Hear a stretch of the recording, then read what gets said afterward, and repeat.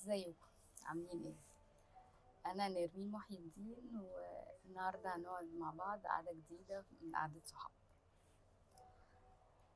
احمد العسيلي ليه جمله حلوه قوي في كتاب من كتبه، بيقول الهدف الاسمى بعد رضا ربنا هو السعاده. ازاي تبقى سعيد؟ عشان تبقى سعيد لازم تبقى مبسوط باللي حواليك. احساس السعاده بيجي وانت مقتنع ان انت راضي ومسلم لقدر ربنا. تبقى راضي بالوضع اللي انت محطوط فيه، تبقى عارف ان انت واخد من الدنيا بتاعتك ال 24 ايراد اللي ربنا مديهم لك. لازم تبقى عارف ومسلم ان الدنيا دي كل واحد فيها بياخد ال 24 ايراد بتوعه. يعني ايه الكلام ده؟ لازم تبقى فاهم ان حياتنا متقسمة لصحة، حب، حاجات بناخدها زي مال، ولاد، شغل، علاقات ما بين صحابنا وما بين أهلنا، حاجات كتير حوالينا.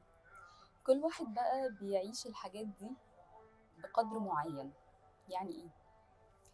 يعني أنا مثلا ممكن أكون واخدة ال 24 إيراد بتوعي في عيلتي. عيلتي بقى اللي هي الصغيرة، اللي هي مثلا جوزي وولادي، أو عيلتي اللي هي الأكبر شوية، اللي هي بابايا ومامتي واخواتي، او عيلتي الاكبر شويه اللي هي اهل بابايا واهل مامتي واللي حواليهم. وفي ناس تانية ممكن تبقى واخده ال 24 ايراد بتاعها في شغلها اللي هي بيدخلها دخل ما شاء الله كويس، دخل كبير يعيشها في مجتمع كويس جدا، دخل مادي معقول هي راضيه بيه.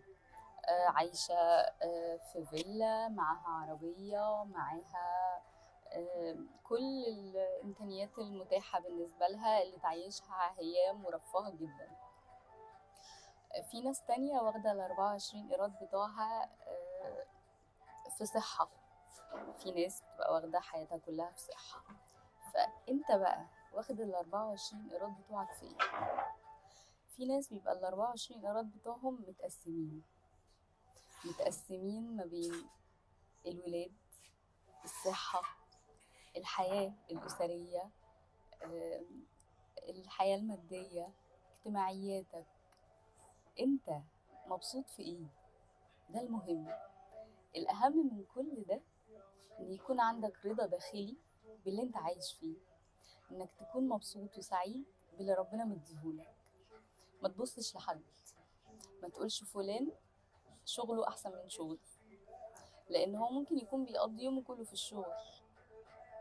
ما هو انت علشان تبقى بتاخد حاجة من شغلك او مقابل مادي يعني من شغلك، لازم هتكون بتديله المقابل الصحي، ومقابل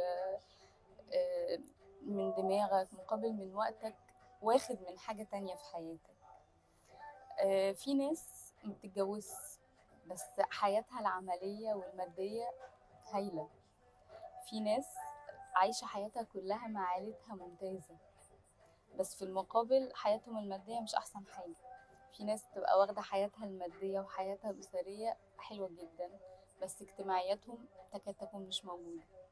كل واحد واخد ال 24 إيراد بتوعه كاملين. لازم تكون متأكد من كده جواك.